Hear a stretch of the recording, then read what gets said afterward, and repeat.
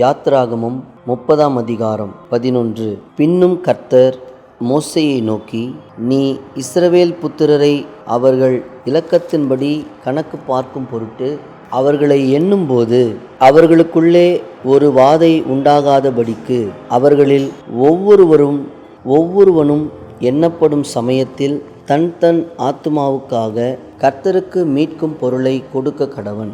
எண்ணப்படுகிறவர்களின் தொகையிலே சேருகிற ஒவ்வொருவனும் பரிசுத்த ஸ்தலத்துக்கு சேக்கல் கணக்கின்படி அரை சேக்கல் கொடுக்க வேண்டும். ஒரு சேக்கலுக்கு 20 கேரா. கர்த்தருக்கு செலுத்தப்படுவது அரை சேக்கல்.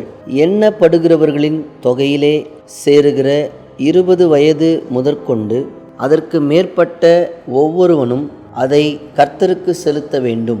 உங்கள் ஆத்துமாக்களுக்காக பாவ நிவர்த்தி பண்ணும்படி நீங்கள் கர்த்தருக்கு காணிக்கை செலுத்தும்போது ஐஸ்வர்யவான் அரை சேக்கலுக்கு அதிகமாய் கொடுக்கவும் வேண்டாம், தரித்திரன் அதற்கு குறைவாக கொடுக்கவும் வேண்டாம். அந்த பாவ நிவர்த்தி பணத்தை நீ இஸ்ரவேல் புத்திரர் கையில் வாங்கி அதை ஆசரிப்பு கூடாரத்தின் திருப்பணிக்கு கொடுப்பாயாக.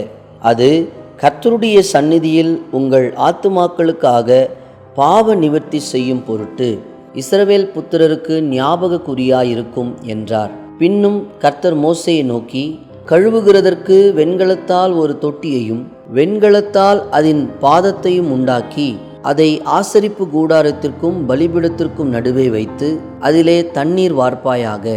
அதனிடத்தில் ஆரோனும் அவன் குமாரரும் தங்கள் கைகளையும் தங்கள் கால்களையும் கழுவ கடவர்கள். அவர்கள் ஆசரிப்பு கூடாரத்திற்குள் பிரவேசிக்கும் போதும் கர்த்தருக்கு தகனத்தை கொளுத்தவும் பலிபீடத்தில் ஆராதனை செய்யவும் சேரும்போதும் அவர்கள் சாகாதபடிக்கு தண்ணீரினால் தங்களை கழுவ கடவர்கள். அவர்கள் சாகாதபடிக்கு தங்கள் கைகளையும் தங்கள் கால்களையும் கழுவ கடவர்கள். இது தலைமுறைதோறும் அவனுக்கும் அவன் சந்ததியாருக்கும் நித்திய கட்டளையாயிருக்கும் என்றார். பின்னும் கர்த்தர் மோசேயை நோக்கி, மேன்மையான சுகந்த வர்க்கங்களாகிய சுத்தமான வெள்ளை போலத்தில் பரிசுத்த ஸ்தலத்தின் சேக்கலின்படி 500 சேக்கல் எடையையும், சுகந்த கருவ பட்டையிலே அதில் பாதியாகிய 250 சேக்கல் எடையையும், சுகந்த வசம்பில் 250 சேக்கல் எடையையும், லவங்க பட்டையில் 500 சேக்கல் எடையையும், ஒலிவ எண்ணெயில் 1 குடம் எண்ணெயையும் எடுத்து